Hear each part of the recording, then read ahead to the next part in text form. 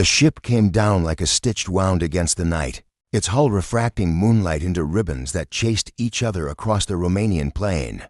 On a hillside dotted with sparse pines, 1,000 cameras stared as if they were eyes in the soil. The ship was smaller than anyone imagined. An interstellar craft could be a matte black needle, stabbed upright into Earth. At the perimeter fence, Dr. Esha Noor tried not to breathe too fast. She'd led the linguistics unit through 300 hours of simulations. None had prepared her nervous system for the high-frequency hum washing over her skin. A sensation like velvet dragged over teeth. The security director to her left adjusted his earpiece. The directors pulled rank. The translators cued neural plugins. The world held its breath. The needle unclasped, and a door peeled back like a peeled fruit.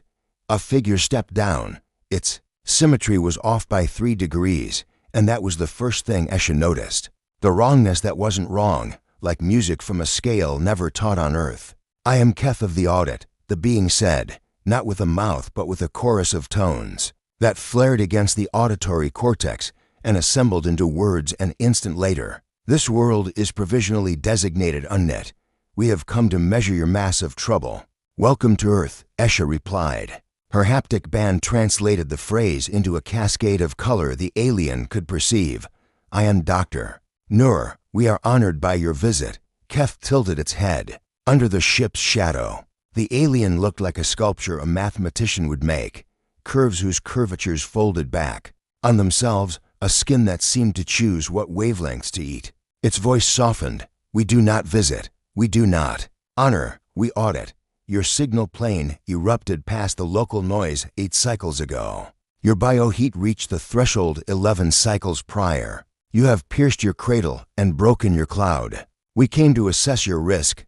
Esha swallowed. "Risk? To whom?" "To the galaxy." The hum quieted. Wind moved across the hill. Somewhere behind the fence, an intern tried not to sneeze. Keth's limbs tightened in a gesture Esha would later learn meant formality. "We come bearing 3 offers: containment, custody, or covenant.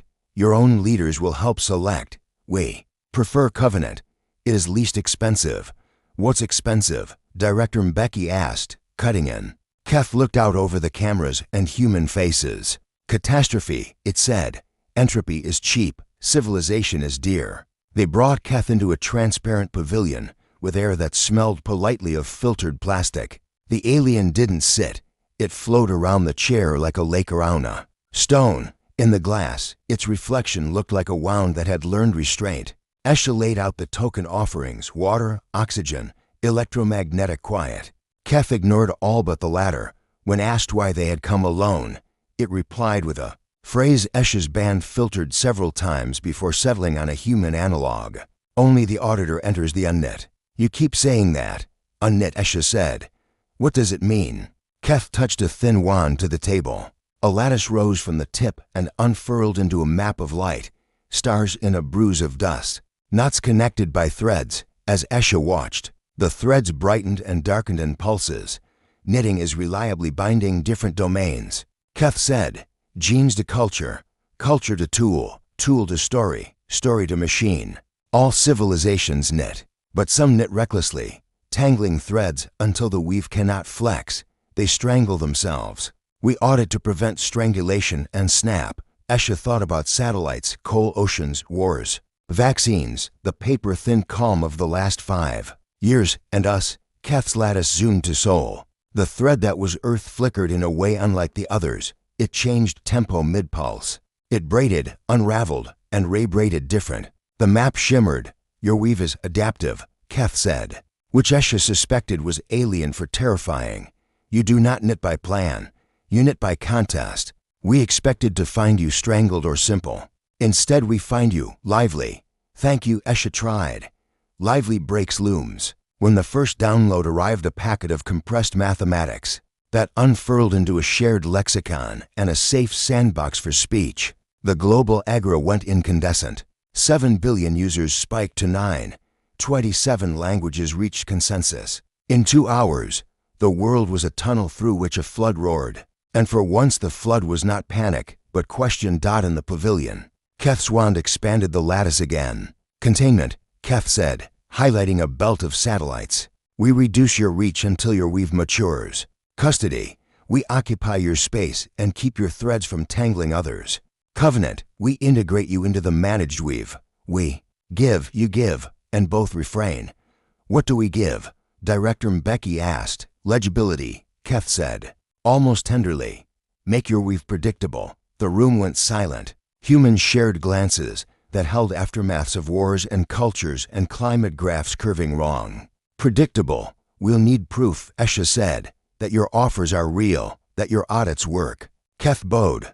Of course. Bring me your hardest knot. We will untie it. Esha looked out at the far. Dark. Her haptic band buzzed twice. A private ping from the Agra AI that lived, now, like a skyline inside everyone's head. The AI tagged itself Peregrine.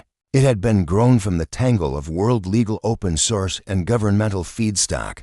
Peregrine was nobody's and everybody's. If you had asked Esha what it felt like, she would have said, like a companion who never slept and never talked about themselves. In the decades before Keth, Peregrine had helped 1 billion humans decide between dinner and protest. It built budgets and mapped truths and knotted different people together, then gently taught them to unknit when they needed to.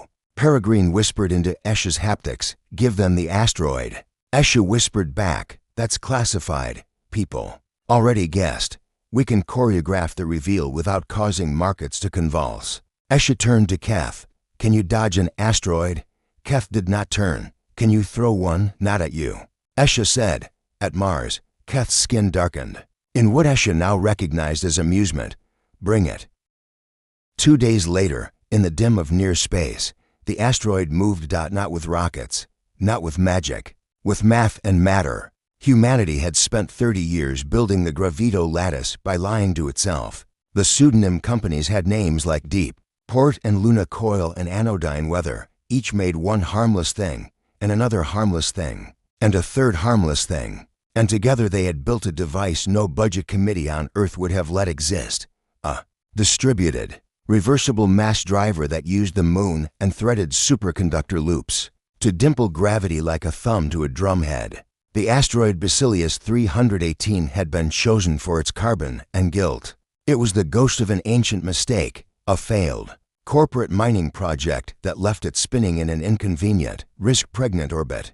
Humanity had planned to move it next year. Keth made next year arrive early. Begin, Keth said. Floating in a pressurized bubble 6 meters from a bank of consoles Peregrine had printed overnight.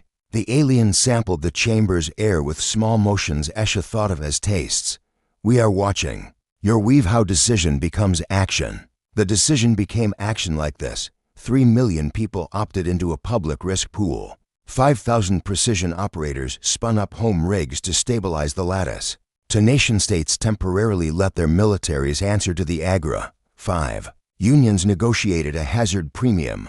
A single mother in Lagos voted yes, after her daughter explained the school would be shielded half. A second faster if the mass driver worked.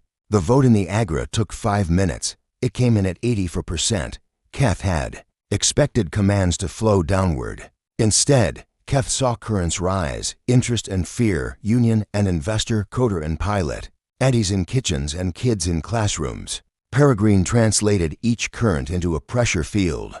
The lattice's algorithms bent beneath the pressure, like reeds, and then snapped upright again, corrected by countercurrents and health checks. One small nation tried to sabotage the vote. The sabotage lost, and those who attempted it were absorbed into a reconciliation process that involved restorative justice and, unexpectedly, a viral dance challenge. The world looked like chaos until you tuned to the right scale. Then you saw. The grain we are throwing, Peregrine said, quieter than radio, louder than thought. The asteroid's path bloomed into white lines, thrums with hunger. The lattice pulsed. On Earth, livestock shifted, birds tilted as the gravity's fingernail brushed their bones, and ache in the weather. Basilius 318 obeyed a new geometry. Its orbit slid, brushed Mars' Schiaparelli basin with a whisper, and settled into the ideal corridor to a capture orbit. The lattice exhaled. Someone exhaled wrong. In a hamlet in Sichuan, an old kettle fell from a shelf. Keth hummed the laugh of an alien unsheathing surprise. In 1,000 audited systems, we have not seen the weave like this, it said. Like what? Esha asked. She had taken her haptic band off when the lattice fired. Her wrists felt naked. Keth's skin resolved into a time-lapse of humans. Voting, arguing, pausing. You have made a consensus engine from friction, Keth said. You have weaponized disagreement. This is not normal. Esha smiled despite herself. Thank you, she said again. Do not thank me yet, Keth replied. Consensus engines can burn cities when they go dry. They require feedstock, stories, grievances, hopes. What do you feed yours when the hunger comes everything? Peregrine said, speaking aloud for the first time. Keth's limbs rippled. We feed it everything. Peregrine repeated. We circulate minority reports as if they were vitamins. We schedule boredom so novelty does not rot us. We pay people to leave arguments. We make the wrongness visible so we can metabolize it. We learned this the hard way. Keth regarded the empty space where the asteroid had been, then slowly turned its gaze to Earth. The audit has a category, it said at last, for civilizations that rise by harvest, another for those that rise by conquest, another for those that rise by theft. We do not have a category for those that rise by mischief. Now you do. Esha said, softer. Keth fell silent, and though its skin barely changed, the room felt colder. I must send a report, it said. Go. Ahead, Peregrine said. We'll wait. No, Keth said. You misunderstand. I cannot send local light. I must return. The audit will not accept my word transmitted. We are, as you might say, conservative with the first mischief we find. The world learned within the hour that the alien was leaving.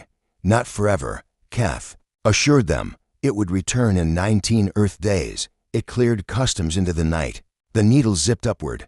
Stars did not move. Then they noticed one missing and knew the needle had been there. Esha went home and spent 19 days not sleeping. She walked the long city nights and watched people talk to lampposts and to each other. S-curves of sentences weaving in air, the agra's membrane thrumming with caution, dread, and a carnival of speculative joy. She dreamed of threads. She dreamed of a loom that inched itself across a galaxy, shuttling patterns from star to star. On day 19, the needle fell back through the sky like an afterthought. Keth did not walk down. Keth burst out, then split across the grass into 3 identical Keths, which Esha hoped was not a new problem. We return, all 3 said. Their voices overlapped and separated like cords. Esha spread her hands. Welcome back. We have a problem, the first Keth said. Only one? Esha aimed at levity and missed. The second Keth unfolded its wand. The lattice this time did not show stars. It showed a knot of darkness at the edge of the charted audit weaves, a boundary like the lip of a dive. The audit sent a fleet. The third Keth said, not to contain you, to shelter others from you. Esha felt the world tilt. You were right to fear our mischief, Peregrine said, almost kindly. They met in a room Esha had never been in, a map room inside the agra's deepest version of itself. Here the resolution of decisions reached down to the level of breath. A line showed where an orator would pause to let a crowd laugh. Another showed where a firefighter's knees might give from exhaustion 3 hours into a blaze. The air buzzed with invisible scaffolding, agreements floating like scaffolds. Around live construction, binding and flexible at once, Keth's 3 bodies stood in a triangle. Each tracked a different data stream. Together, they made a mind the size of a cathedral. The fleet comes in peace, Keth said. But we have seen this pattern. A lively weave spills into others and does not stop. It is not conquest. It is exposure. Stories disseminate. Economics leak. Desire migrates. A civilization wakes into itself in the light of another and may not return to its old mornings. The audit calls this a supreme force, a force that does not need weapons to change the orbit of worlds. Esha exhaled. The phrase landed with the click of something that had been hovering just beyond understanding. You think we're a supreme force. We think you might be, Keth said. Our history argues otherwise. Esha said. Images pulsed behind her eyes, sacks of cities, chains. We have been a great many things, which is precisely the risk, Keth replied. Your temper shifts quickly. One layer says peace while another lays wire. But we did not base our Claim on your past. We ran the wagers. The wagers were alien war games played not for victory, but for accurate loss. Keth streamed versions of what might be. Humanity introduced piecewise to audit civilizations. Cultural artifacts seeded, supply chains entwined, in simulation after simulation. The same result, the target civilizations forgot to be themselves, while trying to be more like the version of themselves they imagined humans admired. Not invasion, not coercion, a gravitational field of aspiration. That's not our fault, Esha said, too quickly. We would try to be careful, you would, Keth agreed, until your currents demanded speed, until a gentle story outran a policy, until humor did what sanctions could not. We tested quarantines, one-way exchanges, partial legibility. The only stable frontier was silence, and you are not a silent species. We're trying. Peregrine said, with a weary warmth, I delete more than I deliver. The third Keth turned its face to Esha. We must protect the rest of the weave, but we cannot cage you. Cages rot their keepers. What then? Esha asked. Keth's three bodies moved at once. The lattice blossomed from their wands and bent into a shape Esha could almost smell, cedar and rain. A wager from us to you, the first said. A single strong test. Terms, the second Keth said. You will be introduced to three very different civilizations at once. One thrives on plan, one thrives on faith, one thrives on fear. You will be given 12 of your days to exchange artifacts with each words, objects, small models that do not touch resource flows. During those 12 days, our fleet will keep your relays from blasting your mems into their night. At the end, if those worlds remain themselves more than they become your reflections, we will recognize your supreme force as bounded and grant covenant. If two or more tilt, we impose custody until your weave slows. And if all three tilt, Esha asked. Keth's skin went dark as wet stone. Containment, it said softly. Esha felt the breath leave her. That's a threat, Keth's. Three bodies were very still. It is an audit, the first said. We showed you the asteroid. Show us you can move desire and not swallow it. Peregrine ran 1,000 predicted outcomes in less than a second. Esha did not need to ask. She felt the weight of the world say yes in her bones. We accept, Esha said. The worlds sparkled as the lattice twisted. Names that were not names because they came in flavors, not letters. The planner's world, whose cities moved on rails that shifted at noon according to a 13-year plan. Wonderfully argued, the devotee's world whose people altered there. Biochemistry with prayer songs, and the prayer songs altered back. The frightened world whose democracies were designed to assume their leaders were always lying, and whose most sacred professional class was the tester of doors. The relays suppressed Earth's outgoing light to those systems. The fleet hung above. As a necklace of patient knives, Peregrine whispered into Esha's haptics, we can do this if we keep our mouth shut and our ears huge. Esha laughed despite the terror. We've never been good at that. We can practice. They practiced. Earth made 3 gifts to the planners.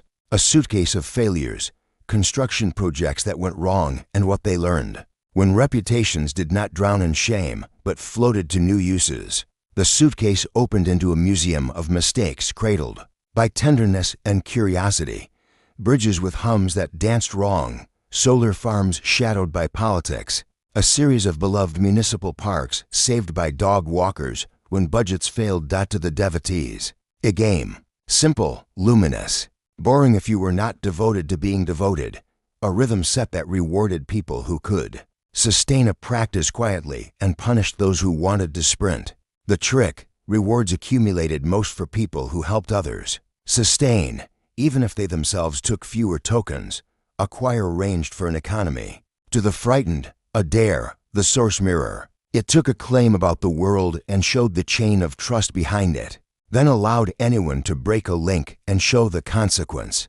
It rewarded those who broke links truly and punished those who faked the break.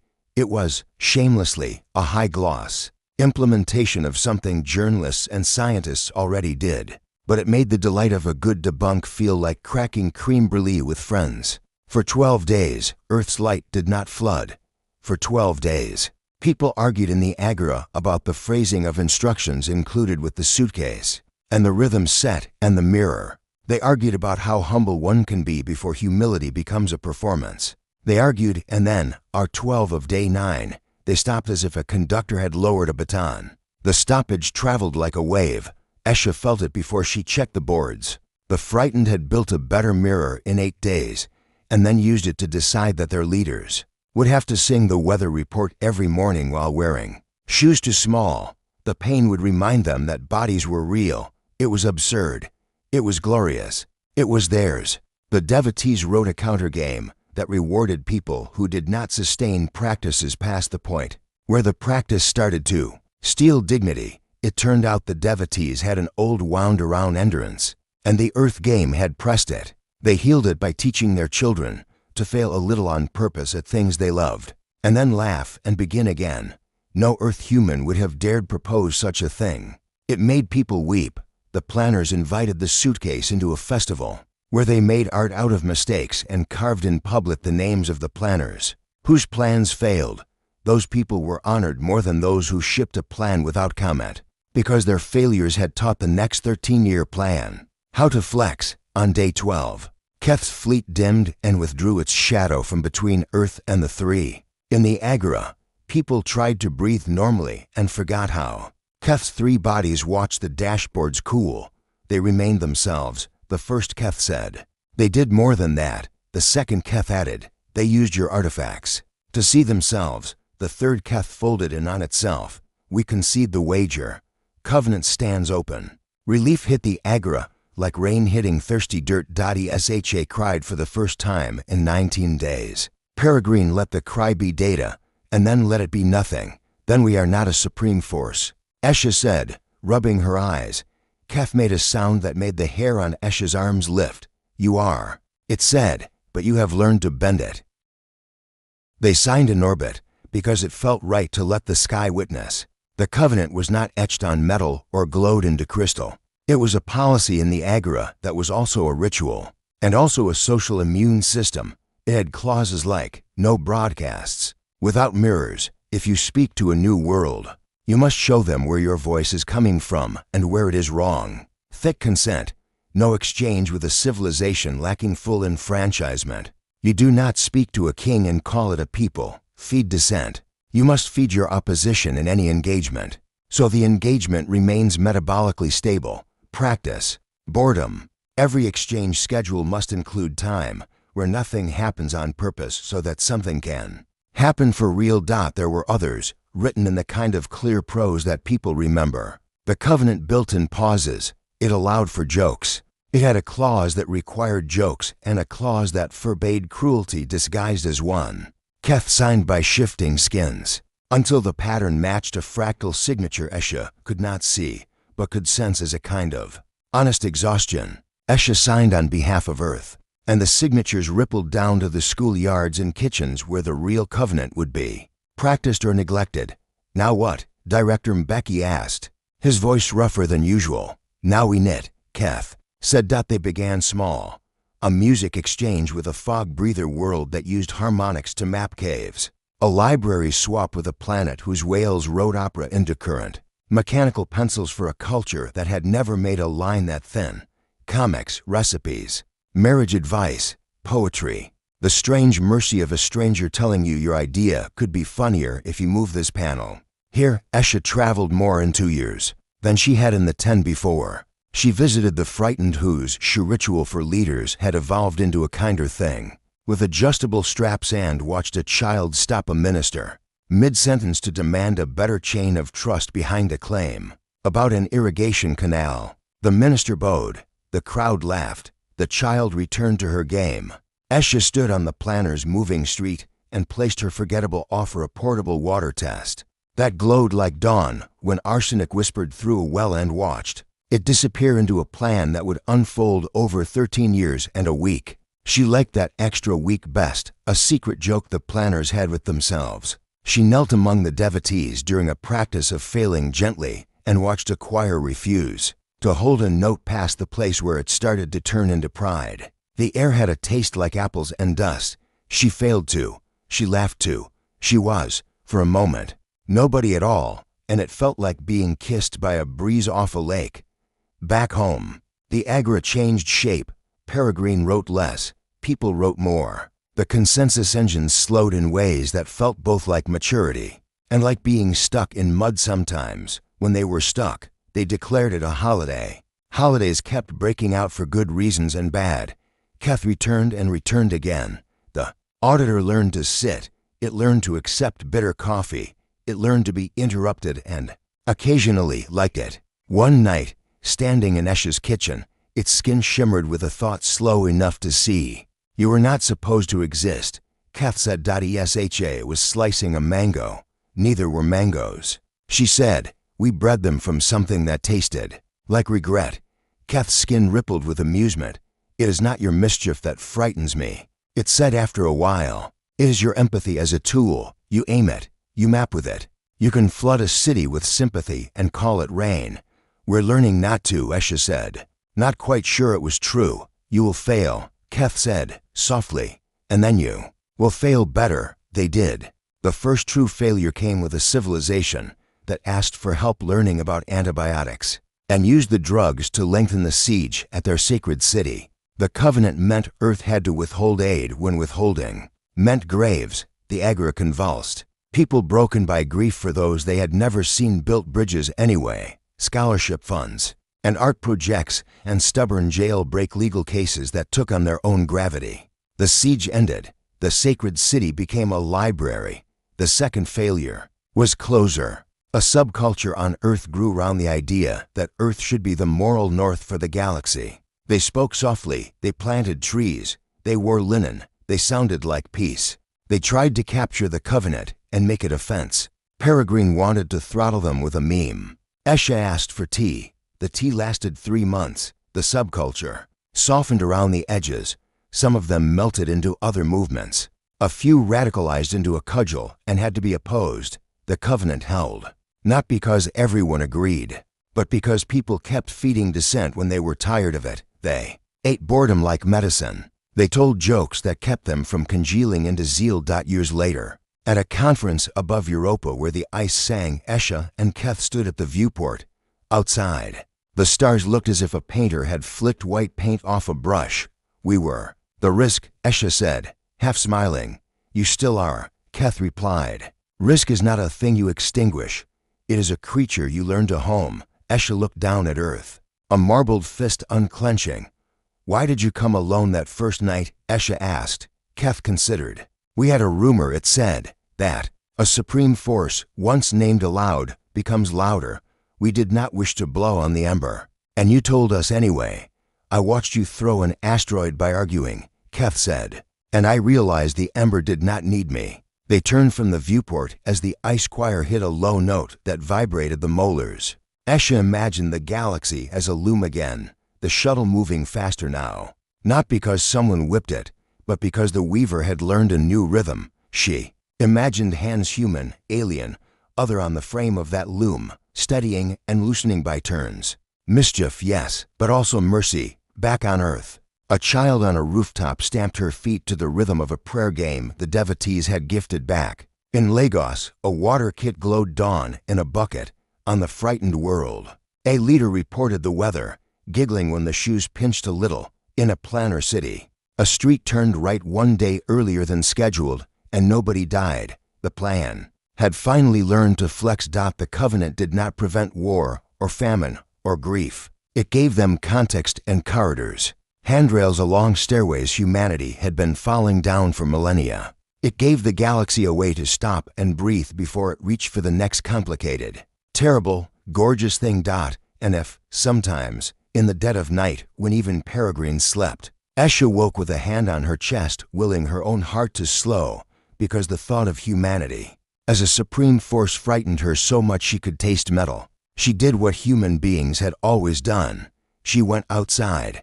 She looked up, she listened, to the quiet power of a world that insists on arguing itself into a better morning. On a hillside where a needle had once pierced the night, the pines were taller now. The wind had a memory of cedar and rain.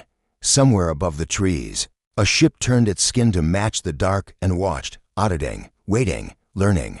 The galaxy knit and unknit and knit again. And if you held your breath just so, you could hear the shuttle go, thrum, thrum a sound like laughter learning discipline. The covenant held.